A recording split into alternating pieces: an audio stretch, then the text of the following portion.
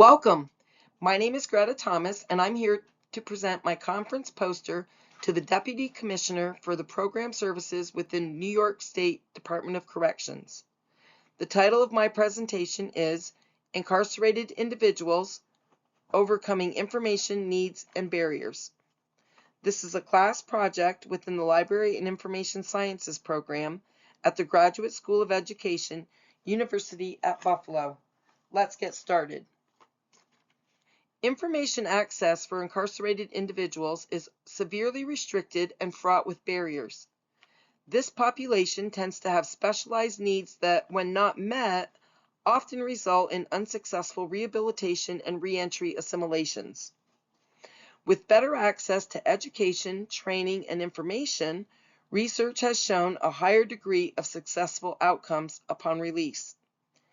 In this presentation, we will explore the barriers to information, the research behind it, and possible solutions for a brighter future. The information needs of incarcerated individuals are prison navigation and survival, legal matters, mental health, physical health, education, and reentry supports. The barriers to accessing information in prison can be vast and complex. The largest obstacle, obviously for safety and security reasons, is censorship and restrictions. Some of these restrictions are letters and packages must be screened, and certain content may be withheld or redacted. With limited access to media, prisoners may have restricted access to newspapers, magazines, and books. Certain topics or publications may also be banned. Incarcerated individuals typically do not have direct access to the internet. This limits their ability to research and stay informed. Visits and phone restrictions also reduce opportunity to gather information. There is the barrier of institutional obstacles such as restrictive library hours, limited educational programs and resources, and a lack of accommodations for those with disabilities or language barriers. Due to disciplinary actions, the inmate may face the barrier of restricted access. And finally, financial constraints, since information can cost money in the form of getting materials printed or copied or other purchases. Drawing on research from scholarly articles and readings, I find that Kuthau's information search process model provides a realistic representation of the search process of this user group. This model focuses on the individual's emotional and cognitive experiences that are applied throughout the information-seeking process.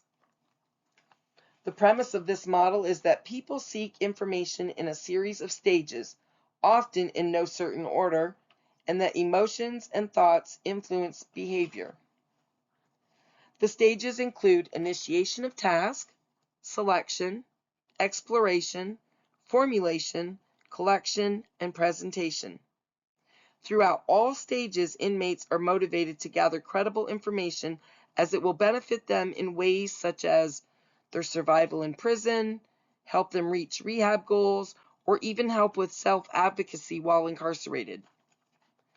Through the stages of initiation and selection, an inmate can be influenced by the restrictive environment, lack of knowledge, and a lack of resources.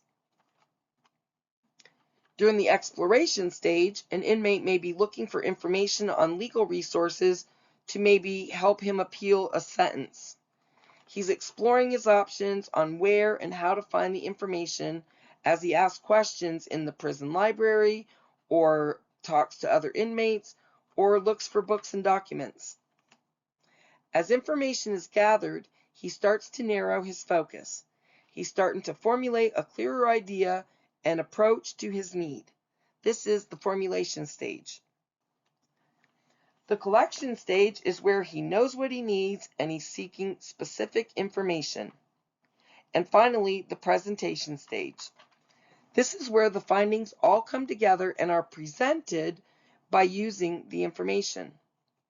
According to this model, the emotions of uncertainty and anxiety are natural parts of the information process. In the restrictive environment of a prison, these emotions can be compounded, especially in high-stakes situations where an inmate may depend on crucial information that determines a legal outcome or even a situation involving allowed visits from a loved one. Based on research and studies, we know that inmates have a great need for accurate and accessible information. With better access to information, education, and training, research has shown a high degree of successful rehabilitation and reintegration into our societies. Welcome to the Information Network. Ours is a grassroots organization working with prisons to provide resources to support the information needs of incarcerated individuals. We offer innovative programs and partnerships that are ideally suited for the prison environment. The Information Network has grown to help facilitate information needs within the specialized and security-conscious settings of state prisons. We offer programs ideally suited for this environment and have a record of successfully working with institutions in a collaborative manner. Our programs also provide information literacy training to both staff and the incarcerated population. We accommodate access to resources and help navigate complex information landscapes to reach rehabilitation goals. Specifically, we work with outside agencies in local and state communities to assist with legal matters, education and job training programs, such as GED prep or VOTEC skills, counseling and mental health services, including substance abuse support.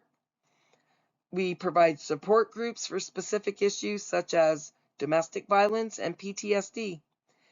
We offer family supports to include parenting classes, visitation help, and assistance in navigating through social services cases. We also assist with reentry planning, such as finding housing and employment. Our agency is ready to work in collaboration with all New York State prison facilities to address information needs of this specialized population. We are ready to serve your institution to promote and enable favorable outcomes for successful rehabilitation and reintegration for stronger communities.